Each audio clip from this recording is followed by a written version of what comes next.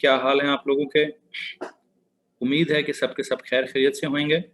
हमारे जो मेडिकल के स्टूडेंट्स हैं उन्होंने भी हमें ज्वाइन कर लिया होगा, ठीक है। मेजॉरिटी क्लास ने हमें ज्वाइन कर लिया है। आई थिंक मेडिकल के कोई इनको मैसेज तो चला गया है, 5-6 बच्चे शायद अभी रहते हैं, क्लास की स्ट्रेंथ पूरी नहीं हुई। खैर बार मेजॉरिटी क्लास ने हमें ज्वाइन कर लिया। हम अपने एएस लेवल के फिजिक्स का लेक्चर जो है उसको स्टार्ट करते हैं। देखिए बच्चों, आप एएस लेवल पे फिजिक्स में क्या पढ़ रहे थे? सर जी हम मैकेनिक्स पढ़ रहे थे। 2 मिनट जरा रुक जाइए, 2 मिनट रुक जाइए।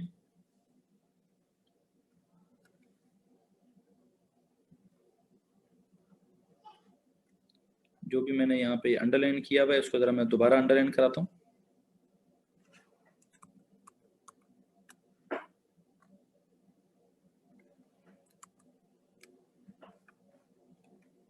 आप लोग जरा इसको लिखना स्टार्ट कर दीजिए प्लीज जी बच्चों। लिखना है, लिखना है, सबने लिखना है, सबने लिखना है भाई, ठीक है।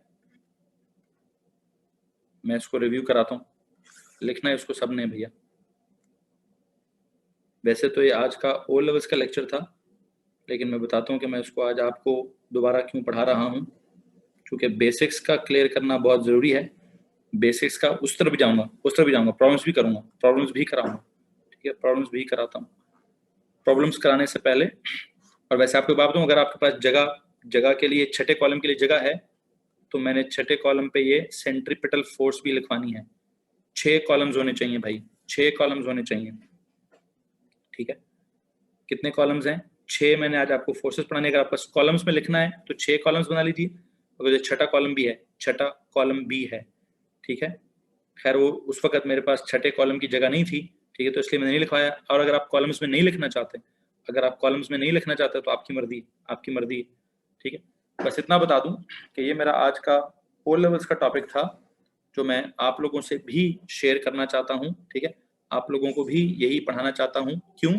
बिकॉज देखो, अगर आप याद करो तो मुझे प्लीज बताओ मैं आपको क्या पढ़ा रहा था। मैंने आपको मैकेनिक्स में क्या पढ़ाना स्टार्ट किया है? मैकेनिक्स में आपको मालूम है हम क्या पढ़ते हैं? सर जी हम ना मैकेनिक्स में काइनेमैटिक्स तो पढ़ चुके हैं, हम डायनामिक्स पढ़ते हैं, ठीक है। वर्कशीट भी कराता हूँ अभी, ठीक है। डायनामिक्स क्या होता है? It is the study of motion and forces. What is it? It is the study of motion and forces, ठीक है। फोर्सेस को समझाने के लिए मैंने क्या पढ़ा है? आपको न्यूटन के कुछ लॉज पढ़ाए थे, न्यूटन्स लॉज ऑफ मोशन। कितने? The 3 Newton's laws of motion. Newton के कितने लॉज आपको पढ़ाए गए? बेटा आपको न्यूटन के 3 लॉज पढ़ाए गए।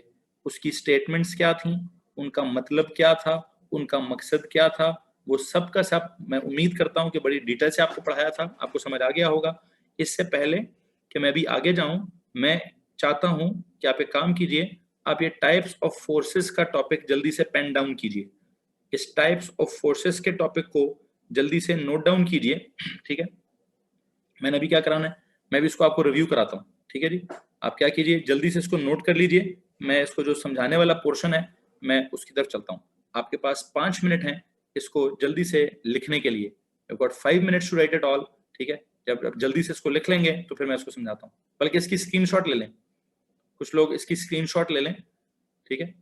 नहीं लिखें यार, लिखें, बाद में जो लिखना है अभी लिखें, बाद में जो लिखना है अभी लिखें, लिखना ही लिखना है जी। नोट्स बनाए इसके जल्दी से।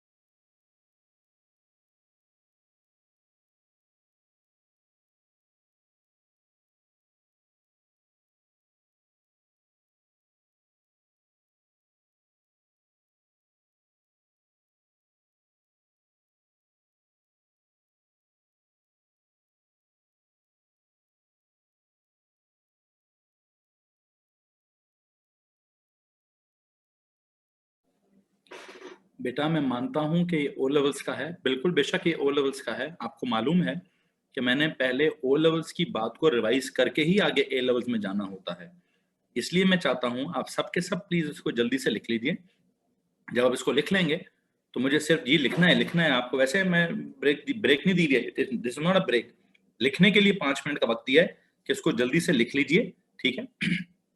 इसको जल्दी से लिख लीजिए ताकि आप जल्दी से जब इसको लिख लें तो मैं इसको बस 5 मिनट में रिव्यू कराऊंगा। और इसको रिव्यू कराकर आपने नोट्स भी तो बनाने हैं ना यार, नोट्स भी तो बनाने हैं।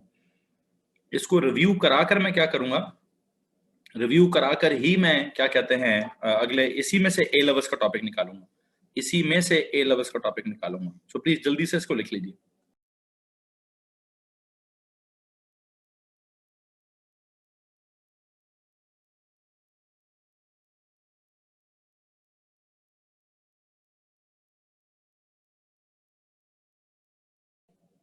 उम्मीद करता हूं कि आप लोग इस सारे को लिख चुके होंगे, ठीक है।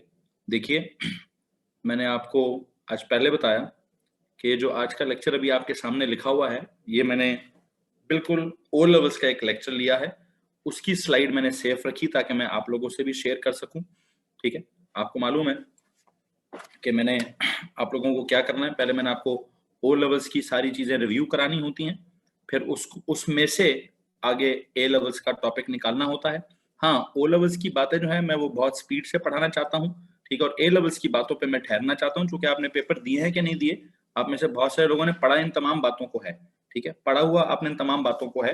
तो मैं जरा एक क्विक रिव्यू करता हूँ कि क्या लिखा हुआ है ये सब। आई होप आपने जब लिखा होगा तो सब ओ लेवल्स का याद तो आ गया होगा, लेकिन अगर नहीं भी याद आया तो देखते हैं, जो चीज आपने समझनी होगी मुझसे पूछ लीजिएगा।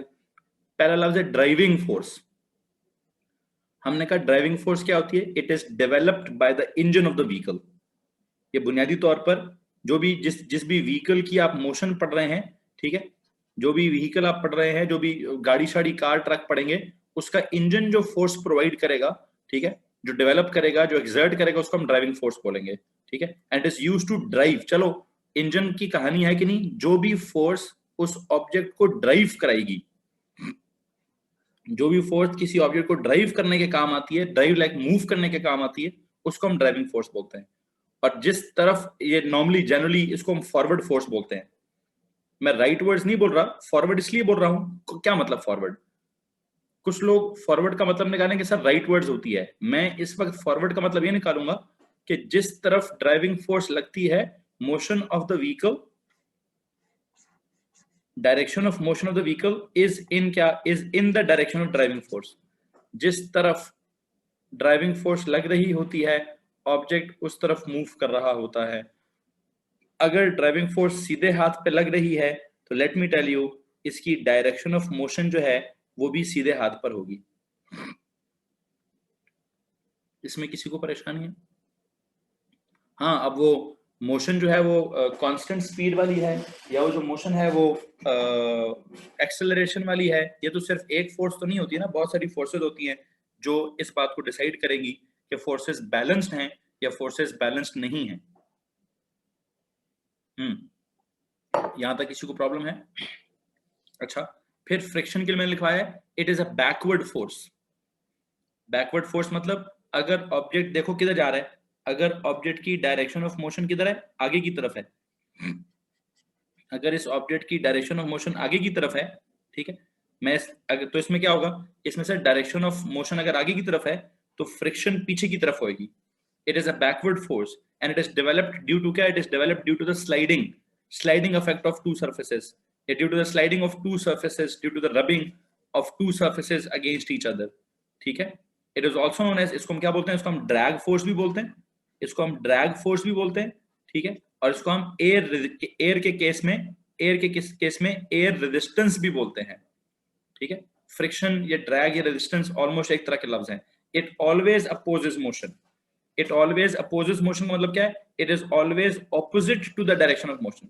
Driving force is always in the direction of motion, या motion is in the direction of, isn't friction always opposite to the applied force? No, no, no, no, ऐसा नहीं है। अप्लाइड फोर्स का कॉन्सेप्ट नहीं है। जिस तरफ ऑब्जेक्ट रुड़ रहा है, जिस तरफ ऑब्जेक्ट मूव कर रहा है, उसके ऑपोजिट है फ्रिक्शन। अब ड्राइविंग फोर्स है कि नहीं, मैंने इन तीनों पांचों कॉलम्स को इंडिपेंडेंटली पढ़ाया है। पहला कॉलम है ड्राइविंग। यहां पे क्या लिखा है सर? अगर तो फ्रिक्शन है कि नहीं, उसको मैंने यहाँ पे पहले कॉलम में फ्रिक्शन को जिक्र नहीं किया, जस्ट ड्राइविंग फोर्स का जिक्र किया। दूसरे कॉलम में मैंने ड्राइविंग फोर्स का जिक्र नहीं किया, सिर्फ फ्रिक्शन का जिक्र किया, सिर्फ फ्रिक्शन का जिक्र किया कि जी ऑब्जेक्ट जिस तरफ जाएगा उसके ऑपोजिट, अगर आगे जाएगा तो फ्रिक्शन पीछे होगी, अगर पीछे जाएगा ऑब्जेक्ट तो फ्रिक्शन आगे होगी, ठीक है। ऊपर जाएगा ऑब्जेक्ट तो फ्रिक्शन नीचे होगी, नीचे जाएगा ऑब्जेक्ट तो फ्रिक्शन ऊपर होगी। इसीलिए कह रहा हूं ओ लेवल्स के जो भी आपने जुमला पढ़ा है, it is opposite to the applied force, ठीक है। मैं उस जुमले को थोड़ा करेक्ट कर रहा हूं। आपने अगर ओ लेवल्स में ये जुमला पढ़ा है कि it is opposite to applied force, तो let me correct it. It is not opposite to the applied force, it is opposite to the direction of motion. It is always opposite to the, जिस तरफ object जाएगा applied force है या नहीं, driving force है या नहीं, मुझे उसकी कोई गर्ज नहीं है। मुझे इस बात से गर्ज है ऑब्जेक्ट जिस तरफ जाएगा उसके ऑपोजिट होगी friction. It is always opposite to the direction of motion, it is always opposite to the direction of motion.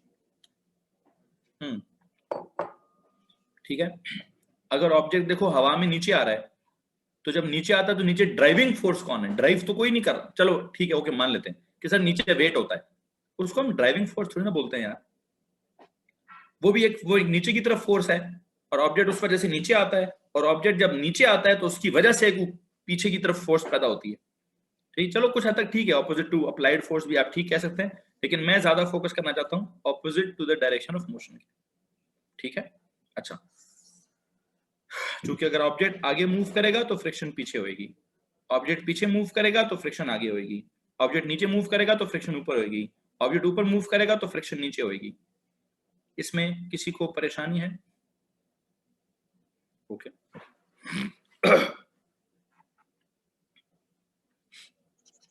Third number पर वेट। वेट क्या होता है sir? Weight is the force of gravity.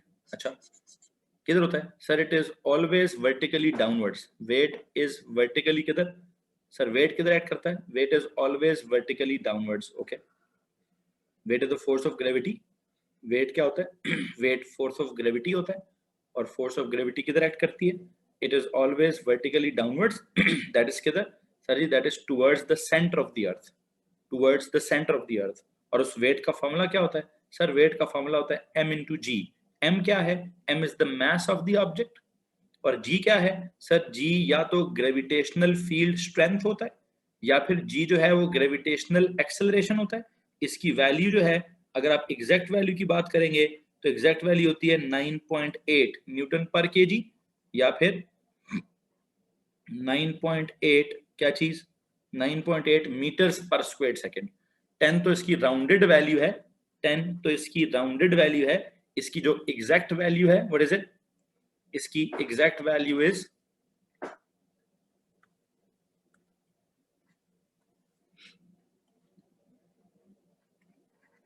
9.8 Newton पर KG, या फिर 9.8 metres पर square second. Metres पर square second. असल में स्मॉल जी के दो नाम हैं, हैं जी। व्हाट इज जी? एक काम करोगे बेटा, एक काम करोगे, वो क्या करना है? वो ये करना है सर जी के पेज के हेडर पे जाना है, और पेज के हेडर पे 2 लिखने हैं। जी के 2 नाम है। एक होता है ना, बंदे के 2 नाम भी तो होते हैं, जिस तरह आपके 2 नाम हो सकते हैं, किसी का नाम हो सकता है चुन्नू, किसी का नाम हो सकता है मुन्नू। इसी तरह जी के भी 2 नाम है, ग्रेविटेशनल फील्ड स्ट्रेंथ, और एक इसका नाम है ग्रेविटेशनल एक्सेलरेशन।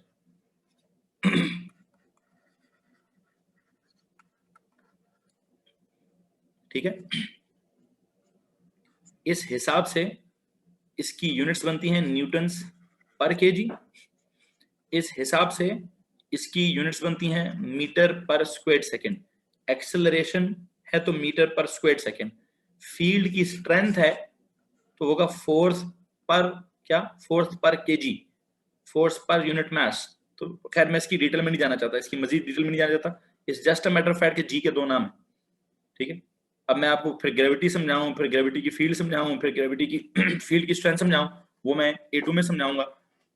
फिल वक्त क्या कीजिए, फिल वक्त आप यही लिखे सर ये जी क्या होता है, जी ग्रेविटेशनल फील्ड स्ट्रेंथ होता है, या जी जो है वो ग्रेविटेशनल एक्सेलरेशन होता है।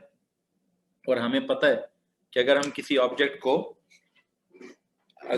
ऑब्जेक्ट को जमीन की ग्रेविटी में ड्रॉप करेंगे, जमीन की ग्रेविटी की फील्ड में उसको ड्रॉप करेंगे, तो वो क्या करता है सर जी, वो एक्सेलरेट करता है।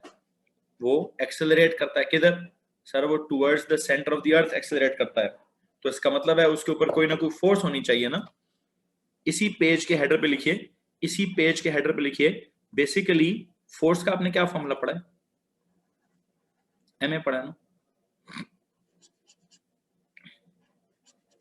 अगर आप ए को रिप्लेस कर दें किससे, ग्रेविटेशनल एक्सेलरेशन से, तो फिर मैं क्या करूंगा, फिर मैं फोर्स को रिप्लेस कर दूंगा किससे, ग्रेविटेशनल फोर्स से, जिसका नाम क्या होगा, ग्रेविटेशनल फोर्स का नाम फॉर्मूला क्या होगा, W is equal to mg है। अगर आप A को ग्रेविटेशनल एक्सेलरेशन से रिप्लेस करते हैं तो फिर आप F को ग्रेविटेशनल फोर्स से रिप्लेस करेंगे, और ग्रेविटेशनल फोर्स क्या होती है, W is equal to mg। जी बच्चों, तो बच्चों इसमें किसी को परेशानी है, उस थर्ड कॉलम की डिटेल के लिए आप ये थोड़ा वेट के बारे में लिख दीजिए।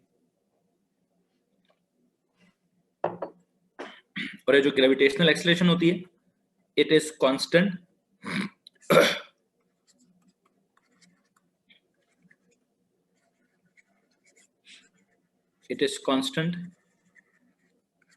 near the surface of earth. It is constant near the surface of earth.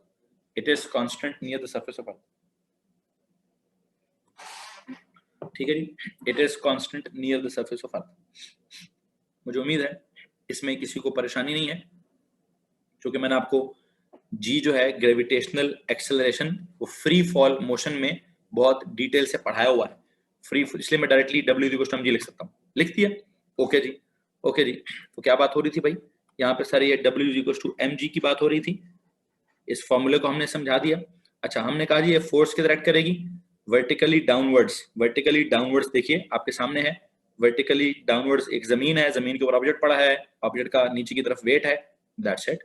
It acts from the centre of the object, जिसको आप क्या कहते हैं, सेंटर ऑफ ग्रेविटी। खैर मैं सेंटर ऑफ ग्रेविटी आपको बाद में भी समझा दूंगा, सेंटर ऑफ ग्रेविटी मैं आपको बाद में भी समझा दूंगा, ठीक है।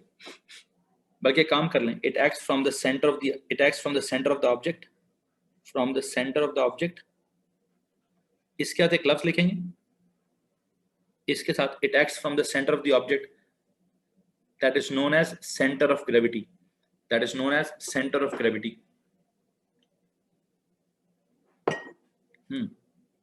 It acts from the center of the object के साथ लिखिए center of gravity। ओके लो जी, वेट की भी हमें सेंस आ गई, ओ लेवल्स में पढ़ा हुआ है हमने। चौथे नंबर पर आता है क्या, पहले नंबर पर था ड्राइविंग फोर्स, फिर फ्रिक्शनल फोर्स, फिर वेट, अब पढ़ाने लगा हूं रिएक्शन, ठीक है। कौन सा रिएक्शन, इसको हम नॉर्मली कहते हैं नॉर्मल रिएक्शन। क्या कहते हैं, नॉर्मल रिएक्शन। बेसिकली क्या चीज है sir, it is the contact force. What is it, it is the contact force that is exerted by the surface. क्या होता है, it is the contact force that is exerted by the surface, ठीक है। ठीक हो जी, surface, ये भी surface की वजह से है और ये भी सरफेस की वजह से है, ये बड़ी गौरतलब बात है भाई। फ्रिक्शन भी सरफेस की वजह से होती है और रिएक्शन भी सरफेस की वजह से होता है, ठीक है। मैं वैसे आपको बात बताऊं, इधर मुझे क्या लिखना चाहिए कि सर बेसिकली ये जो आपके पास फ्रिक्शन है, फ्रिक्शन भी एक किस्म का कांटेक्ट फोर्स है। फ्रिक्शन भी, यहां से अब ए लेवल स्टार्ट हो रहा है, भाई। फ्रिक्शन भी कांटेक्ट फोर्स है और रिएक्शन भी कांटेक्ट फोर्स है। ओके जी, यहां से मैं नई बात निकाल रहा हूं। फ्रिक्शन, हाँ ऑपोजिट वाली बात मैंने यहाँ ली दी है, friction always opposes motion, it is always opposite to the direction of motion, मैंने नीचे लिख दी है, ठीक है। What is friction? Friction is a contact force. What is normal reaction? It is also a, क्या बोलते हैं इसको, कांटेक्ट फोर्स, ठीक है। ये दो अल्फाज जो हैं वो बड़े जरूरी हैं मेरे अगले टॉपिक के लिए, जहां से मैं, जिसके लिए मैं टॉपिक डेवलप करूंगा। इस लफ्ज को समझाने के लिए मैं आगे दोबारा टॉपिक डेवलप करूंगा, डोंट वरी, जस्ट लिख दीजिए, फ्रिक्शन भी कांटेक्ट फोर्स है, नॉर्मल रिएक्शन भी कांटेक्ट फोर्स है, okay. It is exerted by the surface, it is always perpendicular to the surface, या फिर it is normally the reaction of weight। ये basically क्या होता है? it is the reaction of weight, ठीक। Wait के reaction को हम कहते हैं, वेट के ऑपोजिट होता है, it is normally the reaction of weight, it is always opposite to the weight, not always ना लिखिए, always ना लिखिए, it is opposite to the reaction, it is opposite to the weight नहीं, it is normally the reaction of weight, इतना लिखिए, normally, generally the reaction of weight। अब ये किधर होता है? it is always perpendicular, yes, यहाँ always लिखना जरूरी है, it is always perpendicular, it is always perpendicular to the surface, ठीक है। अब इसके बारे में मजीद डिटेल्स का मतलब है फ्रिक्शन की डिटेल पढ़ानी है और नॉर्मल रिएक्शन की डिटेल पढ़ानी है, ठीक है। फ्रिक्शन की डिटेल पढ़ानी है और नॉर्मल रिएक्शन की डिटेल पढ़ानी है, तो डोंट वरी, इंशाल्लाह पढ़ाई जाएगी, ओके। इसका मतलब हुआ ड्राइविंग फोर्स, तो सर इसमें तो कुछ डिटेल ही नहीं, ड्राइविंग फोर्स बस गाड़ी की जो फॉरवर्ड फोर्स होती है ड्राइविंग फोर्स, इसकी कोई फर्दर डिटेल नहीं पढ़ानी मैंने, ठीक है। Weight is equal to mg, सब पता है हमें, w इज वर्टिकली, इसके बारे में इसके अलावा कुछ नई चीज नहीं है। वेट फोर्स ऑफ ग्रेविटी होती है, फॉर्मूला उसका mg होता है, g की वैल्यू 9.8 होती है, या राउंड कर लो तो 10 होती है, और अगर आप राउंड करके 10 लिखते हो तो मैं आपको एक और बात बताता हूँ, w इज इक्वल टू क्या, 10m। आप राउंड करके ही भी लिख सकते थे, ये वाला काम पता है हम किसे कर सकते हैं? मैथ्स में g की वैल्यू राउंड की जा सकती है, और उसको राउंड करके क्या लिखते हैं? 10m। क्या लिखते हैं भाई? 10m लिख सकते हैं। जो भी मैथ्स होगा उसको सिंपली 10 से मल्टीप्लाई करेंगे तो वेट आ जाएगा, लेकिन फिजिक्स में सिग्निफिकेंट फिगर्स का ख्याल रखना होता है, मैथ्स में राउंडिंग चलती है, ठीक है, m1 वाली मैथ्स में। बहरहाल मैंने वेट के बारे में और कुछ नहीं लिखवाना, अगले टॉपिक में फोर्स और रिएक्शन के बारे में, इनके बारे में जरूर कुछ ना कुछ लिखवाऊंगा। ये भी कांटेक्ट है, वो भी कांटेक्ट है, ये हॉरिजॉन्टल कांटेक्ट है, वो वर्टिकल कांटेक्ट है, हैं जी।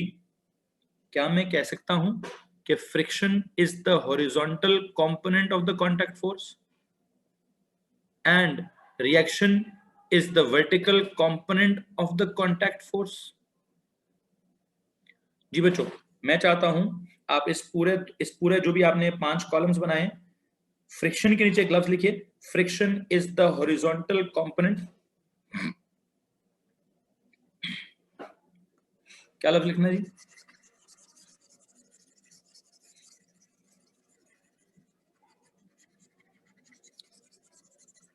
मैं चाहता हूं फ्रिक्शन वाले कॉलम में आप एक्स्ट्रा बात क्या लिखें?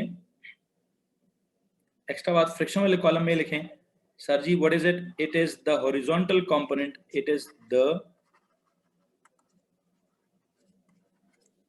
Horizontal component. ये आप ओ लेवल्स में ऐसे नहीं पढ़ा सकता मैं, ओ लेवल्स को मैंने नहीं लिखवाया, ये आपको लिखवा रहा हूं, the horizontal component of the contact force. Friction is the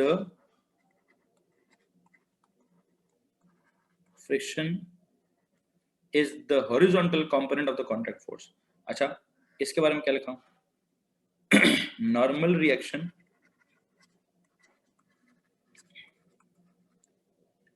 is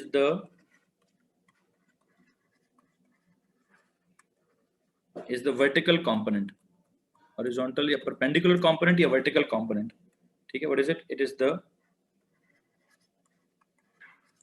vertical या perpendicular component of the contact force। तो इसका मतलब हुआ असल में तो जो फोर्स है, असल में तो आपको पढ़ानी चाहिए कॉन्टैक्ट फोर्स, असल में तो पढ़ानी चाहिए थी क्या? Contact force. क्या पढ़ाना चाहिए था भाई? सर जी असल में कॉन्टैक्ट फोर्स पढ़ाना चाहिए था। I have no space in the column. नहीं, ऊपर नहीं लिखना, नीचे लिखना है मेरे भाई। कॉलम्स खत्म हो गए हैं तो आप कहीं पे भी साइड पे लिख लें, कहीं पे भी नीचे लिख लें, ऊपर लिख लें, अलग से नोट्स लिख लें, अलग से नोट्स लिख लें, ठीक है। तो आपको एक बात बताता चलूं, मैंने आपको क्या पढ़ाना है बाद में नेक्स्ट लेक्चर में, मैंने आपको कॉन्टैक्ट फोर्स पढ़ाने की कोशिश करनी है। कॉन्टैक्ट फोर्स पढ़ाने की कोशिश करनी है। What does this note mean sir? हाँ जी, आते हैं उस बात की तरफ, आते हैं। यही यही तो सारी साइंस है, यही तो ए लेवल है यहाँ से। फ्रिक्शन की समझ है ना? फ्रिक्शन होती है along the surface. Friction is, it is always opposite to the direction of motion, और it is along the surface. अच्छा, रिएक्शन किधर होता है? Reaction is always perpendicular to the surface है। फ्रिक्शन, आपने कहा it is the contact force. Sir इस note की समझ नहीं लगी। ओके समझ, ओके रुक जाओ रुक जाओ रुक जाओ, ब्रेक लगाता हूँ, ब्रेक लगाता हूँ, सबर कर। बल्कि काम करो, इस नोट को थोड़ी देर बाद समझाता हूँ। जस्ट लिख लो, बाद में समझाता हूँ। जस्ट लिख लो, बाद में समझाता हूँ। पहले जरा मैं टेंशन का खाता खत्म कर लूँ, ठीक है। टेंशन का खाता खत्म कर लूँ, फिर मैं इस नोट की तरफ आता हूँ, कॉन्टैक्ट फोर्स की तरफ आता हूँ। मैंने पूरा टॉपिक बना के पढ़ाना है भाई, ठीक है। टेंशन, जो टेंशन होती है, टेंशन दिल दिमाग की tension, we did tension a few days ago. हैं कब? कब जी? खैर देखते हैं what is tension. Tension basically क्या होता है बेटा? उर्दू में इसको कहते हैं खिंचाव। हाँ, अब दिमाग की टेंशन है या ये फिजिक्स वाली टेंशन है? दिल और दिमाग की टेंशन में भी ऐसा लगता है जैसे कोई दिल खींच रहा है, दिमाग को कोई खींच रहा है।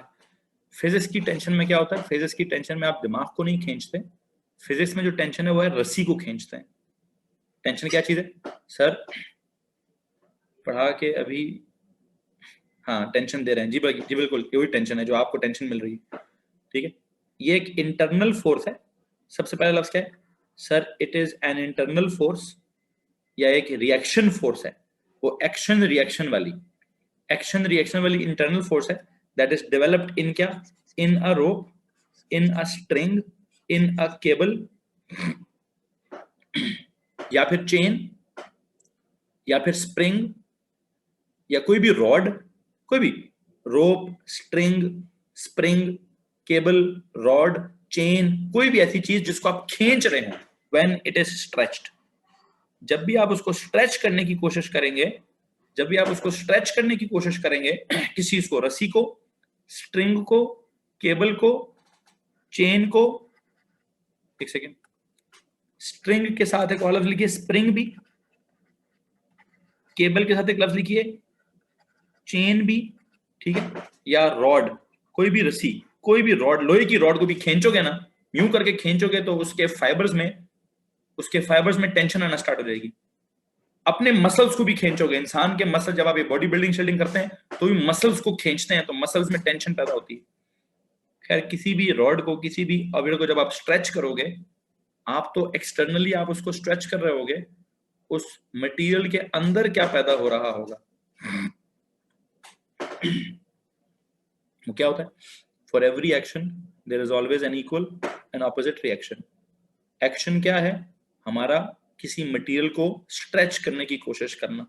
रिएक्शन क्या होगा? उस मटेरियल के अंदर टेंशन पैदा होना। लाइक ये जो आपका ऑब्जेक्ट है, अगर आप इस ऑब्जेक्ट को, आपने एक रस्सी है, रस्सी के साथ एक ऑब्जेक्ट लगाया, ऑब्जेक्ट आपने जो हैंग किया है उसका वेट है नीचे की तरफ। अगर उसका वेट है नीचे की तरफ तो उस रस्सी में टेंशन होगी ऊपर की तरफ। अगर उस किसी ऑब्जेक्ट का वेट है नीचे की तरफ तो आपने जो ऑब्जेक्ट है उसको रस्सी के साथ लटकाया हुआ है, ठीक है। हाँ, इस पर्टिकुलर सिचुएशन में वी कैन से कि tension is the reaction of weight, it is not always the reaction of weight. चलो क्यों, why not always? Because you see, अगर मैं कहूं कि जी, जैसे नहीं वो स्प्रिंग्स होते हैं जो जो जो बॉडी बिल्डिंग के लिए, वो आपका क्या होता है, अक्सर मिलते हैं ना, 3-3 स्प्रिंग्स लगे होते हैं, जो चेस्ट एक्सपैंडर होता है, यू नो, उसको जब आप यूं खींचते हैं, ठीक है, तो जब उसको खींचेंगे, बल्कि एक सेकेंड, अगर मैं कहूं जी मेरे पास कोई भी रॉड है, any rod is like this, अब वो इलास्टिक है कि इन इलास्टिक है, उसका प्रॉब्लम नहीं है। अगर आप इस रॉड को किसी तरह यहां से पकड़कर इधर खींचेंगे, आप एक्सटर्नल फोर्स उधर लगाएंगे तो इंटरनली इसमें क्या पैदा होगा, इंटरनली इसमें यहां पे टेंशन पैदा होगी, इंटरनली इसमें यहां पे टेंशन पैदा होगी।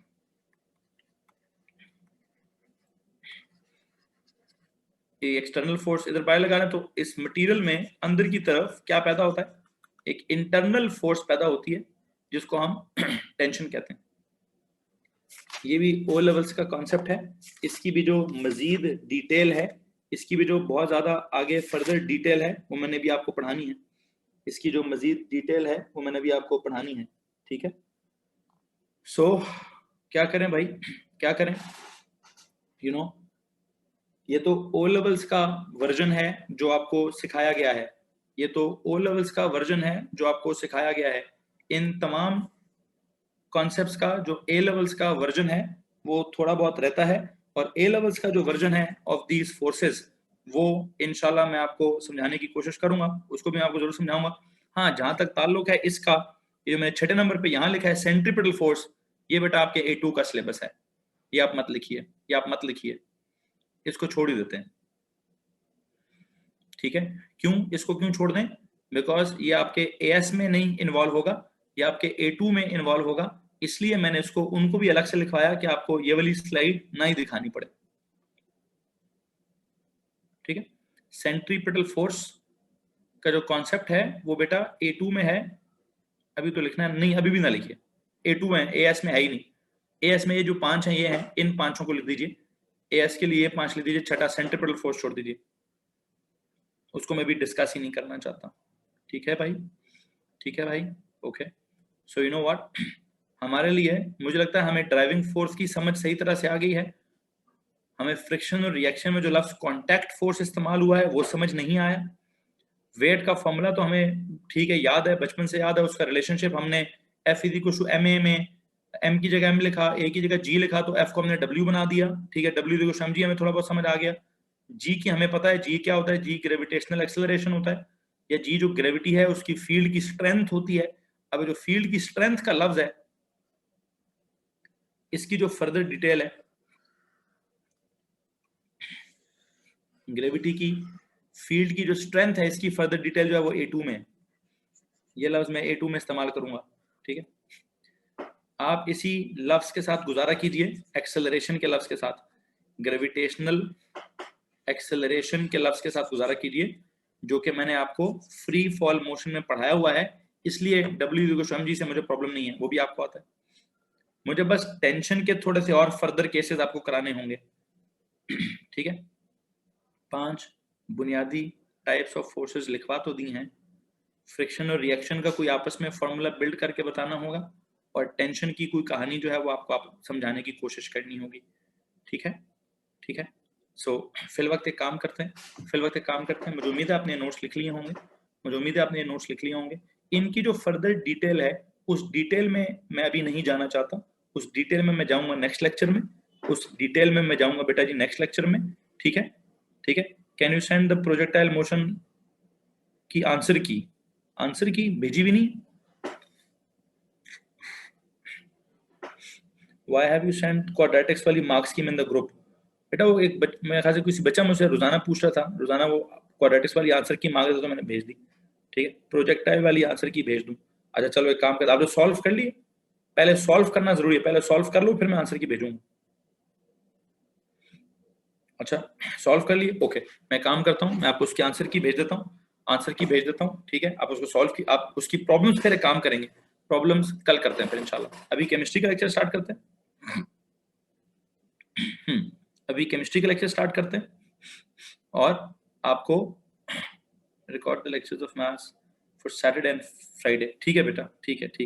लेकिन कोशिश आप कीजिएगा, आप जहां कहीं भी होंगे, दानियाल खान, कोशिश कीजिएगा लेक्चर लाजमी लीजिए, लेक्चर नहीं मिस करना।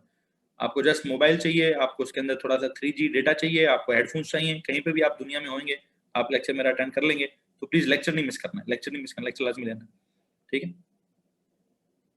आई want to call you, what time should I call, बेटा मेरी 11:15-20 पे क्लासेस खत्म होती हैं, ठीक है। मैं उसके बाद थोड़ा सा डिनर शिनर करता हूँ, लंच डिनर करता हूँ, ठीक है। तो आप मुझे 12 बजे कॉल कर लीजिएगा, ठीक है। हाँ जूम किया है। जिस किसी ने कॉल करनी है बेटा थोड़ा सा लेट हो जाएगा, या तो रात को 12 बजे फोन कीजिएगा या सुबह 12 बजे फोन कीजिएगा, दिन के 12 बजे।